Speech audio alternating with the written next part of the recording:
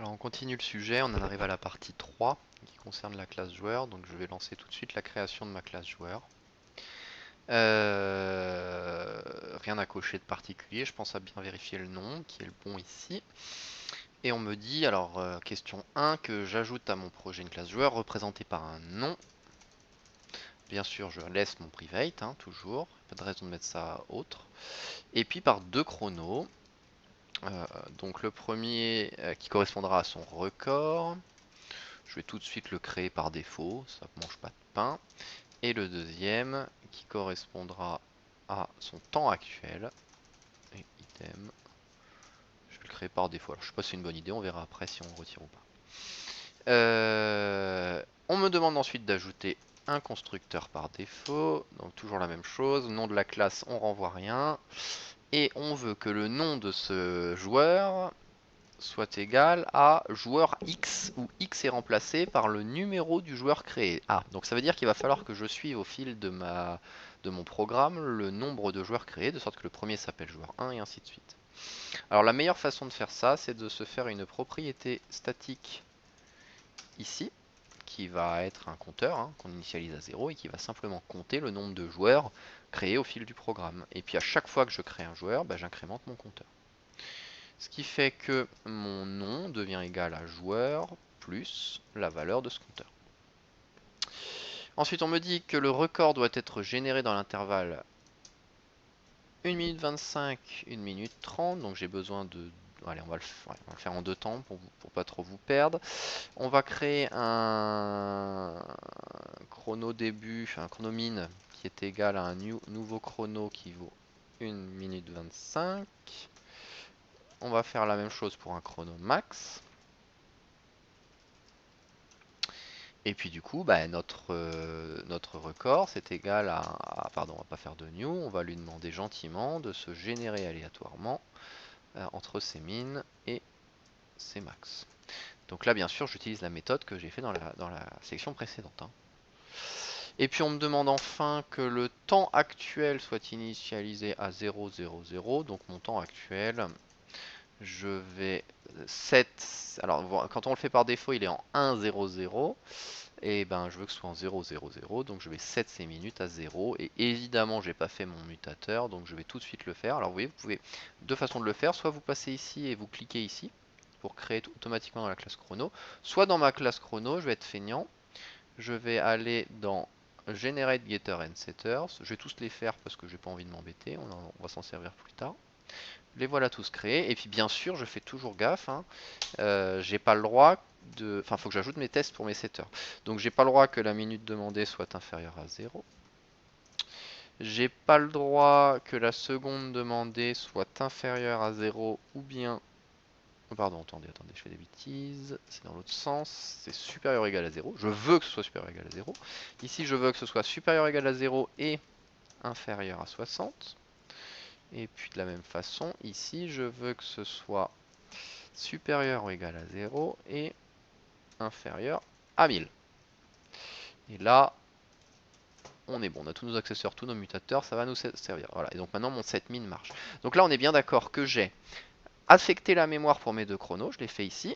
J'ai défini deux chronos temporaires de sorte à pouvoir générer aléatoirement mon record, et j'ai fait en sorte que mon temps actuel soit égal à 0, et ça n'est valide que parce que j'ai fait un new chrono ici. Je pense donc avoir répondu à cette question. On passe maintenant à la question d'après, qui est faire une méthode qui s'appelle course. Alors cette méthode, elle simule un tour de circuit, c'est-à-dire qu'elle génère un temps dans l'intervalle record moins 1 seconde, record plus 5 secondes. Et si besoin, le record doit être mis à jour. Donc c'est une méthode qui clairement ne renvoie rien, puisqu'elle agit sur les propriétés de la classe, et qui n'a besoin de rien, encore une fois, parce qu'elle agit sur les propriétés de la classe. Donc je dois générer aléatoirement dans l'intervalle qui va bien. Je dois donc faire entre... Je vais me faire deux chronos que je vais appeler Cmin et Cmax. Donc mon chrono Cmin, il est égal à un nouveau chronomètre qui correspond au nombre de minutes du record, au nombre de secondes du record moins 1 et au nombre de millisecondes du record. Alors si je fais ça, je suis un peu embêté. Je vais finir quand même d'aller au bout de mon raisonnement et puis vous allez voir qu'on a un problème. Hop. Alors quel est le problème qu'on a? Bah, le problème qu'on a, c'est que retirer une seconde à quelque chose qui en a zéro, je me retrouve avec des secondes négatives. Et ça va poser gros problème. On va avoir un problème. Ce qui veut dire qu'en amont de ce truc-là, il faut que je fasse des petits tests. Donc je vais le faire en deux temps. Je vais créer mes deux propriétés. D'accord, mes deux variables locales. Mais par contre, je vais tester, est-ce que les secondes de mon record sont égales à 0? Parce que si elles sont égales à 0, dans ce cas-là, mon cmin, il va pas être égal à ça. D'accord? Mon cmin, il va falloir lui retirer une minute. Donc là, je commence par être feignant un peu, hein, je fais du copier-coller. Donc là, j'ai le cas où c'est égal à 0. Bah, dans le cas où c'est égal à 0, les secondes, elles vont être égales à 59. Par contre, les minutes, elles auront perdu 1. Alors, je vais pas m'embêter à créer le cas où en fait je me retrouve à des minutes négatives, hein, parce qu'on part du principe que notre point de départ c'est une minute, donc normalement ça devrait bien se passer. Dans la pratique, il faudrait le faire. Mais bon, on va pas s'embêter. Et puis là, par contre, si jamais je suis pas égal à 0, pas de problème. Et puis de la même façon pour ces max, si je suis plus grand, alors là il faut bien calculer, si je suis plus grand ou égal à 55. Si je suis au moins égal à 55, quand je vais lui rajouter 5, et ben, je vais dépasser 60. D'accord? Donc dans ce cas-là, je rajoute une minute à celui-là.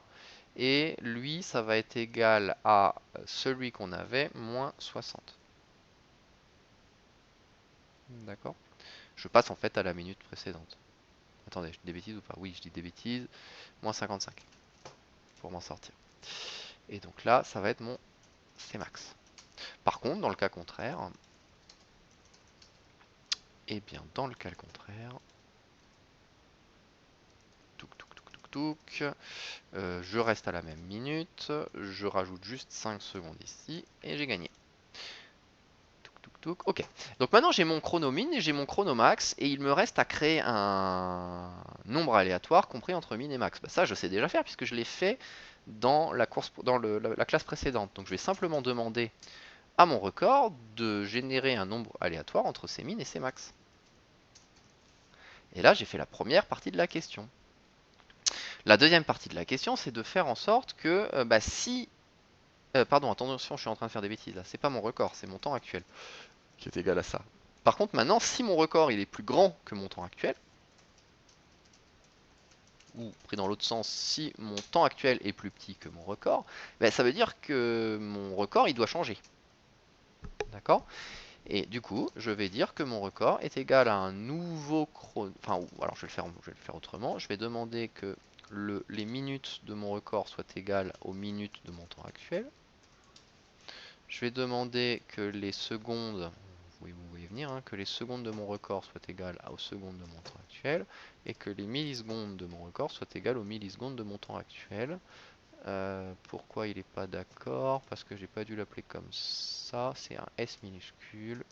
Mettons-lui un S minuscule. Alors, il y a un truc que vous n'avez, enfin, qu'il ne faut pas faire, c'est écrire ça.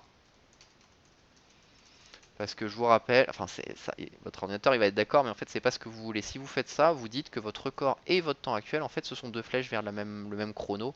Et ça va poser des problèmes dans la suite. D'accord? Il vaut mieux garder les deux new indépendants et par contre copier leur contenu. Ok, on a donc fini cette question 2. On en arrive à la question 3 qui est ajouter une méthode qui présente les propriétés. Alors là on s'embête pas, hein, on se fait encore une méthode toString. Et on me demande que ce soit au format non plus un tiret avec un espace au milieu plus le temps actuel plus un tiret plus le meilleur temps et on a gagné un point. Ok, alors ça c'est possible parce qu'on a fait la méthode toString pour un chrono. Hein. Et puis dernière méthode, c'est une méthode qui s'appelle, alors là il y avait c'était un peu filou, une méthode qui s'appelle meilleur, qui prend deux joueurs en paramètres.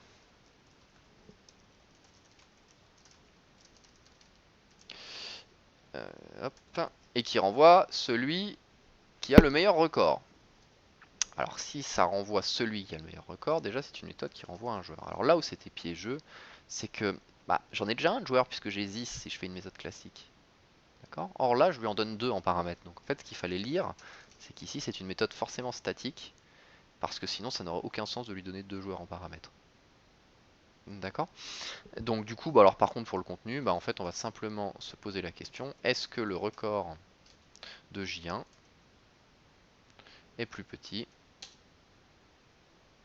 Alors attendez, je suis en train de faire des bêtises, parce que c'est pas ça que je demande de retourner. Si le record de J1 est plus petit que le record de J2, dans ce cas-là, bah, c'est J1 que je renvoie, et sinon, c'est J2 que je renvoie. Voilà. Donc là, le gros piège ici, c'était de penser à le mettre le statique. Si vous ne le mettez pas, en fait, vous avez this que vous n'utilisez jamais, et c'est trop bizarre. Ça reviendrait à dire, s'il te plaît, J3, dis-moi qui est le meilleur entre J1 et J2. Bizarre. Et nous voilà bon pour cette partie 3.